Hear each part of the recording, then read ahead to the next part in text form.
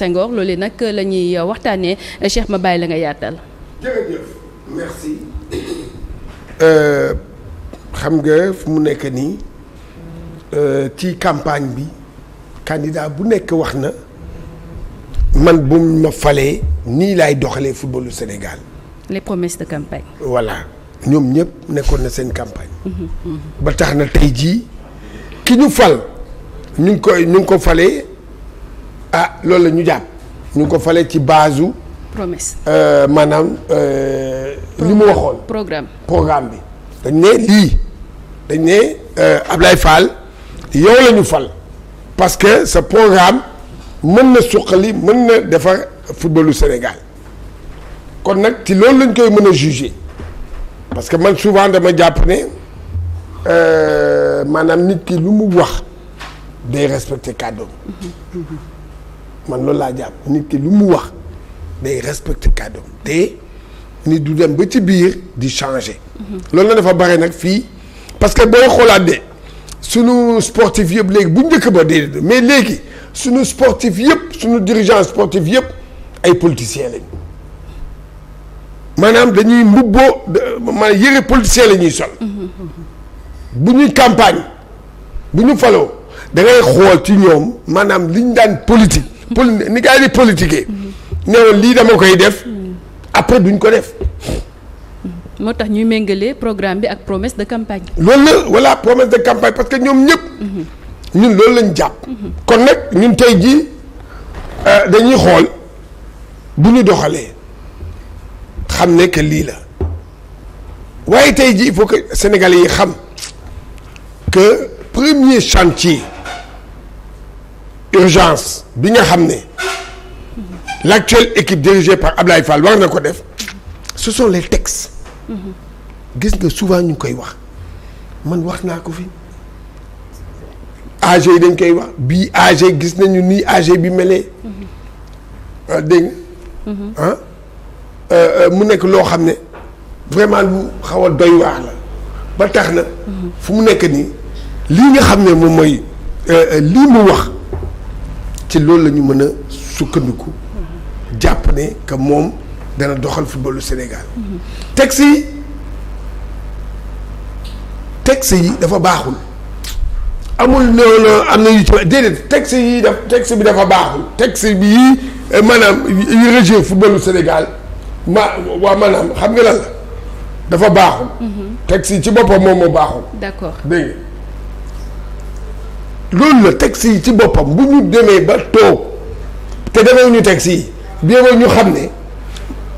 ñoom échoué nañu. mais Cheikh texte yi baaxul. d'accord c'est vrai si sa xalaat lan la ñu war a mën a def ngir amal je sais pas assise football yi la wala lan lañ war a mën a def ngir joyanti li nga xamante ne moom moo dëngoon. lan lañ war a def.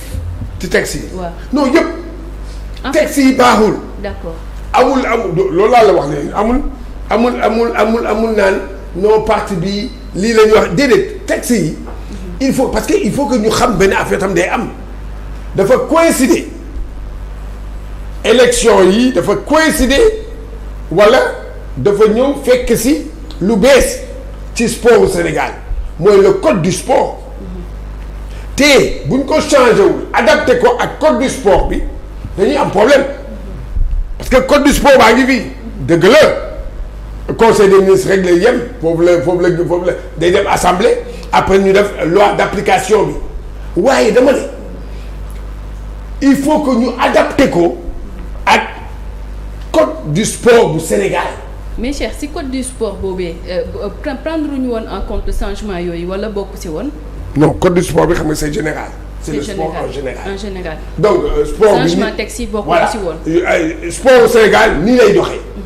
d'accord léegi yow mii fédération bu nekk buy def codam day xool ndax man li may def parce que boo defee loo xam ne du adapté ak code bi. ëllëg da ngay am problème. bien sûr. parce que code bi dafa prévoir le maanaam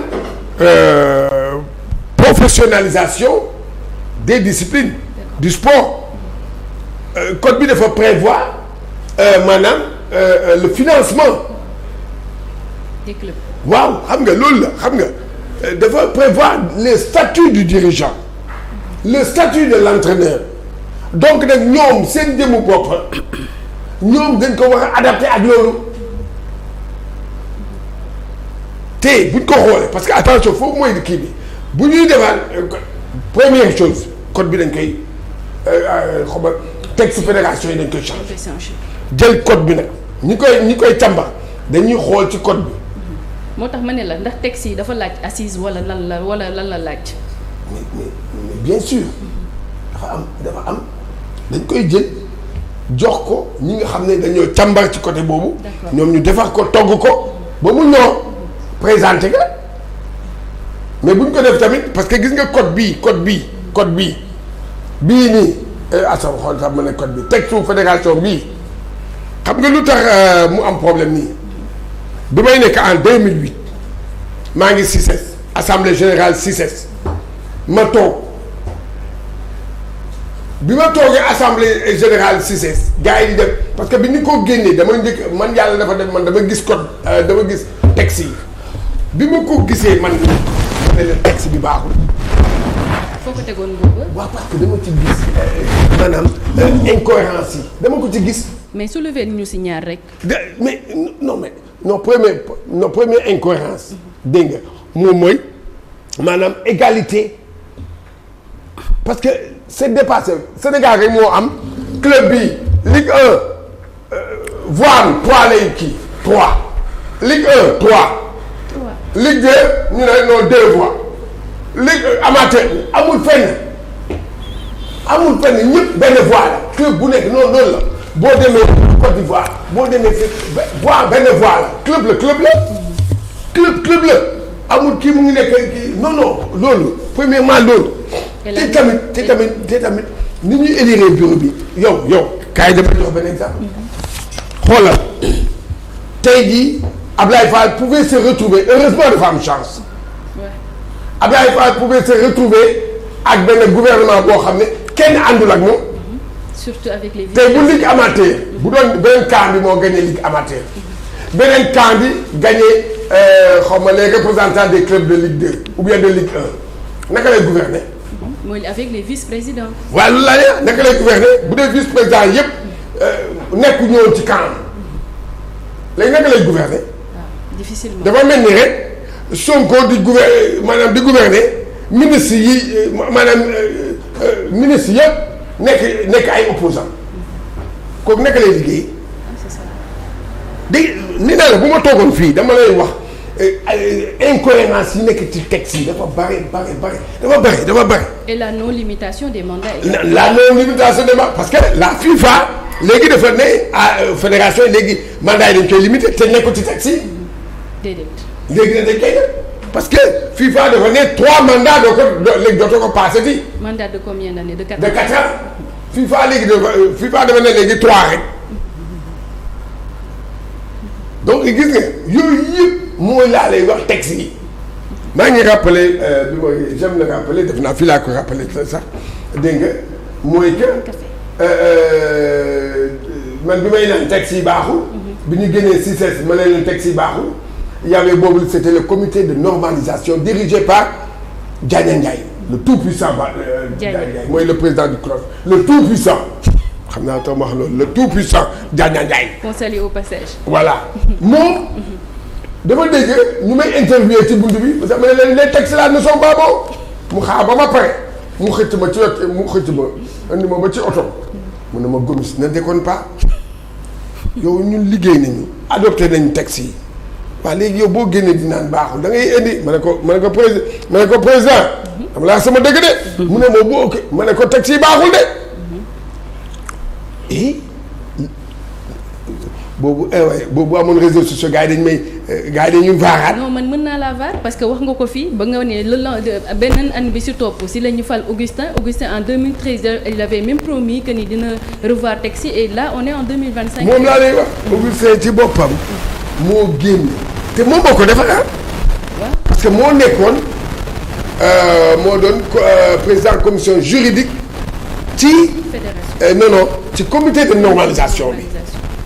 voilà l'histoire man tam dégg nga il faut que ñu delluwaat ci histoire moom nii moo defar texte yi ba pare mu tombé nag moom nekk candidat après mu gagné depuis boobu texte yi dafa nekk loo xam ne gis nga texte yi gis nga fallu ci texte yi boo amee ligue soo demee ci ligue comment ça fait benn nit yow président de ligue moom voix am ñett lay compter. président ligue waaw gis nga loolu xam nga déjà yow boo gagné comme par exemple Ablaye Fall avait 12 ligues sur 14 léegi multiplié parce que président de ligue bi day voté léegi xoolal 12 fois 3 calculer nga gis. 36 déjà rek avant ñuy voté rek moom leer na ko ne am na 36 voix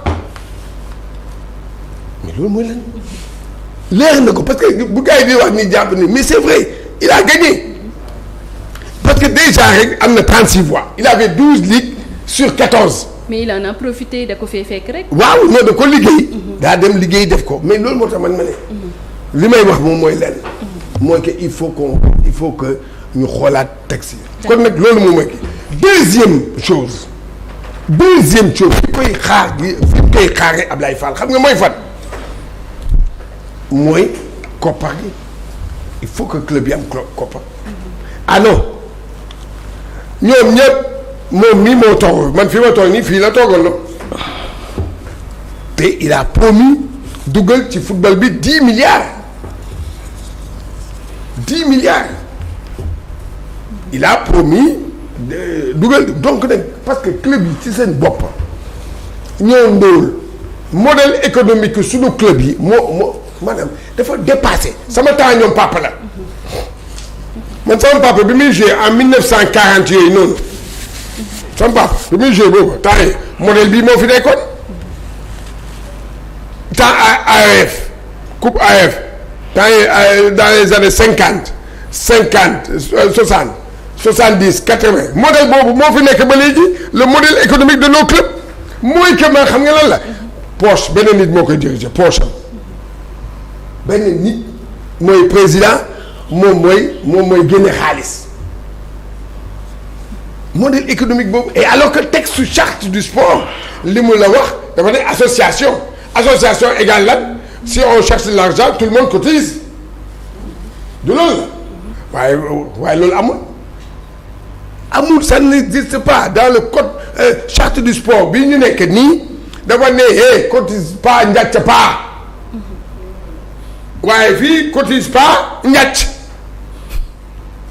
fii de cotise njàcc léegi nag da ngay xool modèle économique xam fan mooy danger ci modèle économique bi mooy que dañuy toog man mii mën naa dugal sama xaalis Aliou Sow du cotiser il est membre du bureau moom du cotiser du def dara Aliou Sow day toog fee ba sax de Cheikh Tidiane Gomis defoo fi dara day casé te moom du cotiser de léegi yow mii président di dugal say millions ñooñu nag ñoom ñooy toog nag kooku la ñuy xas.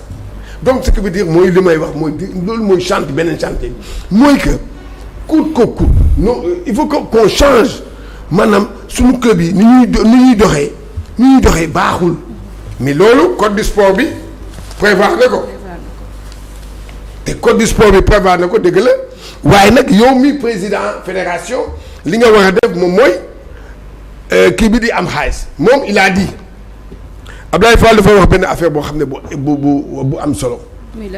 mooy que dafa ni xam nga Augustin Senghor assemblée générale waaw wax ma élective bi de assemblée générale ba léegi kii dafa wax club bi mu ne leen on est déficitaire te moom moo annoncé woon que le football a 17 milliards moo ko demoon on a dans nos caisses 17 milliards waaw léegi mu toog ba si yàgg ba bii ba sax mu ne on est déficitaire.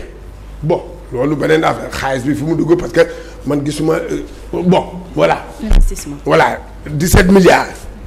léegi moom mu ne encore Augustin nekk kii boo leen il faut ñu ñaan équipe nationale di gagner. Augustin waaw pour xaalis mën a ñëw. kon moom Augustin a toujours cru moom xaalis xam fan la may xaalis fan la xaalis bi di jógee mooy que rek équipe nationale bu gagner mais loolu loolu c'est pas palpable.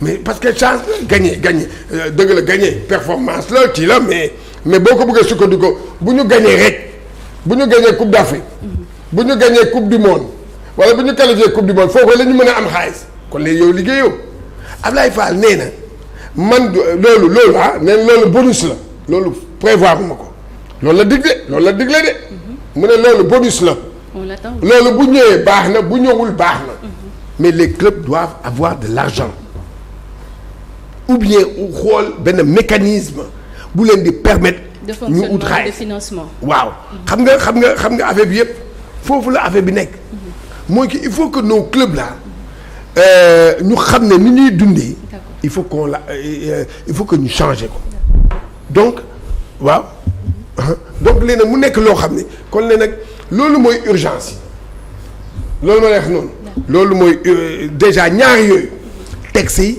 ak koppar ñaar yooyu moom mooy loolu et beneen affaire boo xam ne mooy permettre à nos jeunes de jouer beaucoup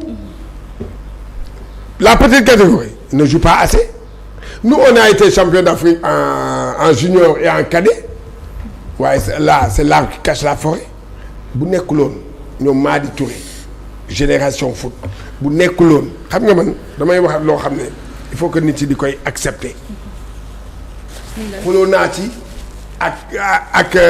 naa ci ak benn dirigeant mu nekkoon ci fédération bu njëkk bële ma ne leen li ngeen gagné yëpp ñaari nit boo da ngay jël 80% nga ne ñaari nit ñoo ko liggéey non nañu waxante dëgg Coupe d'Afrique yi ñu gagné yëpp mérite bi xam nga ci fan la njëkk commencé ci Madi Touré ak ci CRC xoolal équipe nationale yi nga xool ci boo ci génnee joueur Jàmbaar ak joueur génération foot lan moo fay des. on en a parlé ici d'ailleurs. mais non loolu la parce que ñoom seen petite catégorie dañuy jouer assez ils jouent dañuy jouer xam nañu les b.a.-ba du football. contrôle passe tir dañ koy def chaque jour matin soir dañuy def contrôle passe tir dribble ñoom ñëpp loolu b.a.-ba du football loolu la ñuy wax b.a.-ba du football. ñoom dañ koy def. d'accord léegi en attendant may ñëwaat ci yow Cheikh ma dalal Alioune Sow monsieur actualité Alioune maa ngi nuyu bu baax. ba maa lay fay.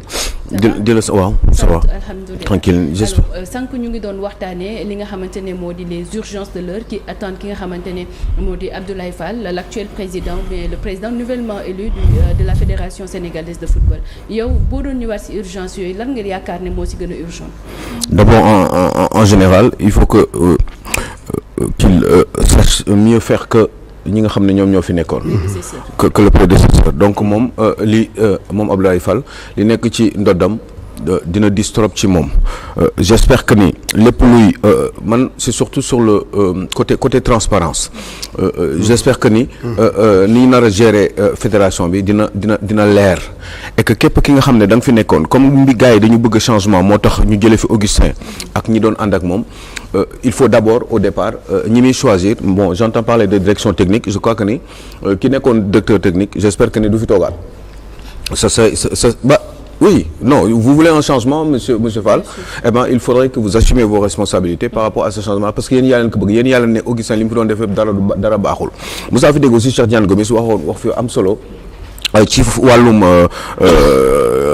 kii j'ai toujours été scandalisé par ça parce que je le retiens toujours quand on parle de sport quand Cheikh Diane Gomis di wax sport fii mooy ay maillot yoo xam ne ay da ngay ni ñuy négocier seen comment dire ni ñuy négocier maillot yi lépp loo xam ne moom mooy affaire u marketing ni ñuy négocier mbir yi apparemment amul woon transparence ci liggéey boobu parce que kii Augustin Senghor lu ko neex la daan def kenn xamul woon li xew ci biir mbir yi xaalisu fédération bi aussi nañu xool nan la ñuy def pour di ko gën a yaxanal et puis que les états financiers moom est-ce que Abdoulaye Fall qui est inspecteur du trésor capable na génne les états financiers yi nga xam ne moom moo fi nekkoon par rapport ak fédération bi pendant au moins les dernières années yi nga xam ne moom la fi Augustin Senghor nekk surtout à partir de la période bi nga xam ne moom la Sénégal gagné d'abord la Coupe d'Afrique depuis période boobu ba période ba léegi apparemment dama daan dégg Cheikh Tidiane Gomis di wax ni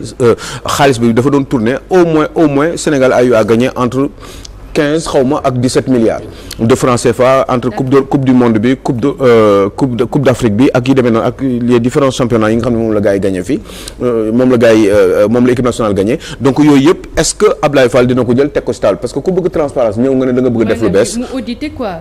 Oui déjà nañu wax lan la fi fekk ci xaalis nee na aussi day dem wuti 10 milliards maa ngi dégg léegi Cheikh Diane Gomis di ko wax 10 milliards yooyu fan la koy jëlee et puis sponsors yi nan la nar a organiser loolu il faudrait qu'il y ait non seulement de la clairvoyance mais aussi de la transparence par rapport justement à cette fiscalisation bi nga xam ne moom am na ko pour 4 ans parce que quand même mbir mi dafa leer te aussi lui dire autre chose en dernier si je peux me permettre mooy Madi Touré yaa ngi koy wax léegi 80% équipe nationale ci entre Madi Touré ak Saër Seck la jóge ñoom na leen jël teg leen ci wetam jéem a xool nan la mën a liggéey ak ñoom pour que mbir mi la parce que ñooñu aussi dañu am xam-xam ci football te ils ont su le prouver donc Madi ak Saër. Alioune man li ngay wax noonu ba ñu ma ko de xalaat naa ko mais si parfois Madi parle de corruption est-ce que nga yaakaar ne dina yomb que ni ëllëg moom mu liggéey ak ki nga xamante ne moo di Abdoulaye Fall. Si Madi parle de corruption il faut qu'il prouve que ni corruption am na. bu fekkee ni justement dem nañu ba dégg ci loolu ba mu am. Madi ce serait pas utile muy liggéey ak moom mais bu fekkee ni Madi se sentirait justement un petit peu trompé parce que li mu wax amul bu boobaa il faut qu'il se range ci côté wu Abdoulaye Fall. dina yombam déet daal en tout cas. non mais c'est-à-dire que li muy wax na leer quoi bu dee dafa wax dafa am ay corruption fan par rapport ak vote bi. bu fekkee ni leer na parce que quand même il y a eu plus de 100 boo boolee moom ak Augustin rek am na plus de 100 voix de différence donc loolu c'est énorme 100 voix pour nga corrompre leen bon bah moi je veux bien mais il faut juste me le prouver bu ma ko prouver bon bah à la limite sax jarutul muy non seulement muy liggéey ak moom mais à mon avis dañu war a xoolaat ndax fal bi valable na wala valable donc foofu toogaay di waxtaan sax wala di liggéey ndoo mënul am bu boobaa effectivement yoon dina si def liggéey mais transparence et encore transparence dans la gestion te muy leer nañ voilà mooy Cheikh li nga doon wax léegi muy transparence bi nga xamante ne promettre nañu ko ak 10 milliards yi nga xamante ne nee na dina ko injecté ci football sénégalais. xam nga. fu mu koy jëlee surtout. Aliou Sow. li mu wax dafa bokk ci urgence yi. bien sûr. bu dee ñii bëgg nañu liggéey. moo gis nga transparence boobu muy wax. non il faut que mu am. bien sûr. parce que moom ci jëmmu boppam moom Ablaye Fall. dafa dénoncer bu leen fàtte ni il faut que ñu ñàkk transparence moo tax mu démissionné woon de la commission des finances. il faut que histoire moo répété wax léegi histoire bi nag léegi nag nee na ko ne yow mi doon nekk amul transparence amul dara lu leer léegi nag yow la ñu jox fédération. donc na leer. ah voilà. leeral mooy commencer par les états financiers. voilà. na leeral état financier Augustin fan la doon dugal xaalis beeg yooyu yëpp dañ ko war a leeral. waaw doo dégg xoolal amul sax ma dem ma dikk parce que ñëpp a ngi toog di xool. ñëpp a ngi toog di xool parce que moom nag dafa ci am ay moom dafa am loo xam ne daf ko def ci liggéey. Abdoulaye Fall. waaw am na loo xam ne def na loo tax bu côté transparence dama yaakaar ne li mu def ci liggéeyam dina ko def fii. lan la def. mooy li mu def ci liggéeyam moom mooy que xaalis bi fu mu jugee ku ci maanaam yow am nga accès pour xool xaalis bi di dugg ak bi di génn à la Ligue de Diourbel man yow membre yëpp ku ci nekk da ngay am accès ci plateforme bi boo defee cliquer rek nga xool tey jii génne nañu temps pour lii tey jii génne nañu temps pour lii dafa naa ne yu mel noonu dafa baax ci transparence donc parce que dafa ci am yu bëri yoo xam ne tey jii leerul exemple je donne un exemple Augustin nee na on est déficitaire waaw mu annoncé woon on avait 17 milliards waaw léegi da ngay toog yooyu yaay toog ak waa fédération boobu équipe boobu nga toog ci ak kenn nga ne ko kii waaw yéen 17 milliards yi fu mu dugg. xam nga ñooy toll. xaw ma ci dara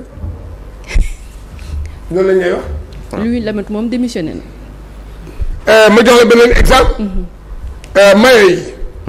mooy mayo yooyu yu suppu kànja yooyu. waaw demoon négocier. yooyu dégg nga bi ñu koy tànn bi ñuy jëlee mayo yooyu ba indi ko xam nga mayo yooyu dafa génn mu fuité ci réseaux sociaux yi ñu xool mayo yi gars yi yëpp commencé di kaas waaye lii du mayo yu rafet waaye nangam rek mu amoon benn cérémonie rek Augustin nekk fa gars yi laaj Augustin ne ko waa mayo yii di génne nangam bu sax mu ne non yii du mayo Sénégal laa di mu ne non lii du mayo Sénégal waaye xaw ma fooy kii ne finalement mayo yooyu moom moo nekk mayo Sénégal léegi nag man ma dem ba ci ay dirigeants ñu bokk comité exécutif laa wax doo dégg ma ñu ci bokk man laaj leen ma ne waaye yéen bi ngeen di defar ay mayo non c'est du mayo yi gënee ma wala du yi yu weex yu kii yi dégg nga man ma laaj leen comprendre nga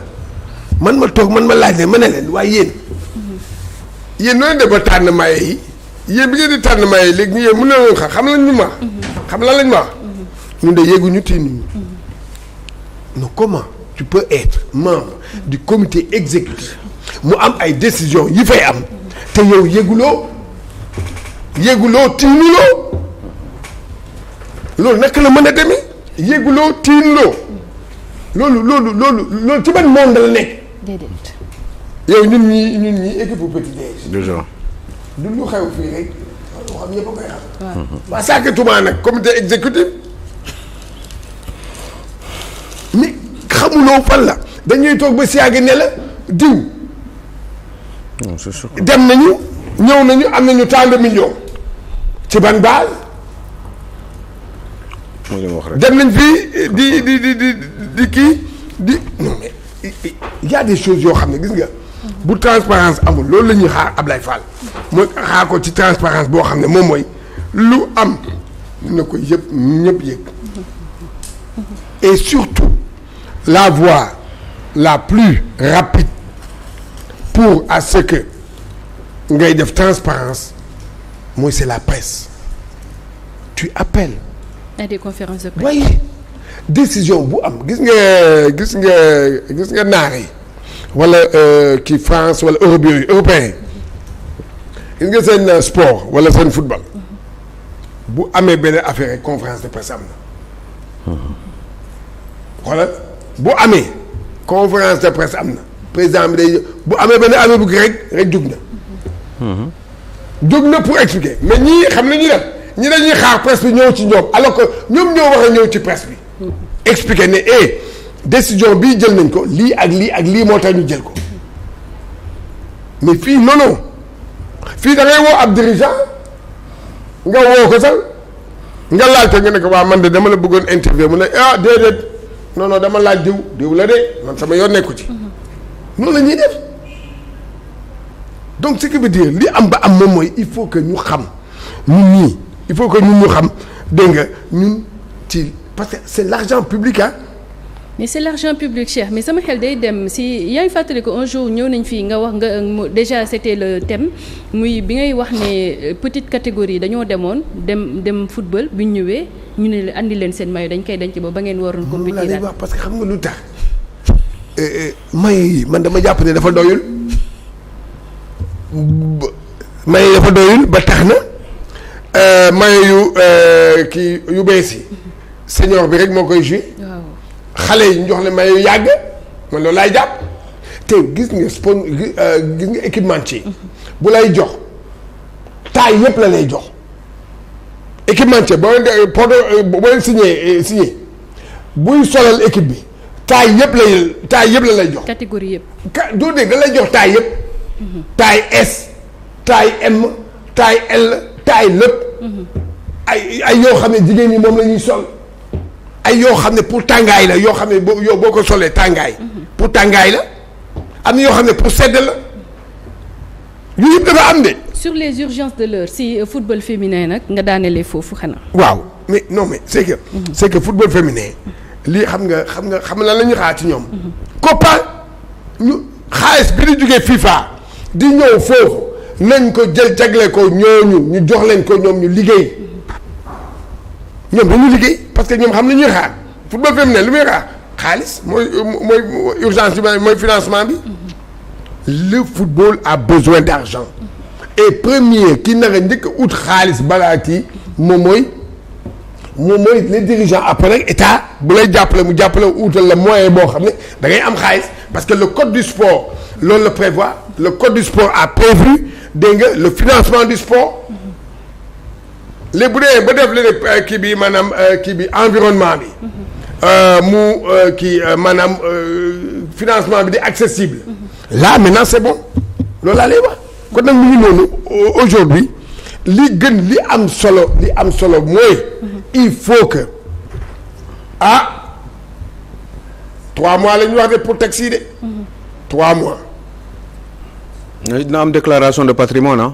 li kii waxoon fii. li Madi waxoon fii Madi Touré waxoon fii lu am solo la nañu wax ku nekk surtout ñi nga xam ne seen position dafa am ay enjeux financiers nañu def seen déclaration de patrimoine en premier Ablaye Fall. loolu nañ ko def mais non mais c'est vrai parce que xam nga fu mu nekk nii il faut que lépp loo xam ne lu leer la. nit ne man am naa lii man maay diriger. am naa lee aw ma lee parce que yow li nga wax dafa am solo des fois dañuy dénk koo xam ne xaalis dafay am. te kooku amul liggéey. koo xam ne amul liggéey ñu dénk ko xaalis. naka la yow bukki bu kii. waaw sango deru béy. non. am na ñu ne bukki am na almet. non xam nga bukki kenn du ko dénk ay seen. waaw am na voilà mais loolu day am des fois.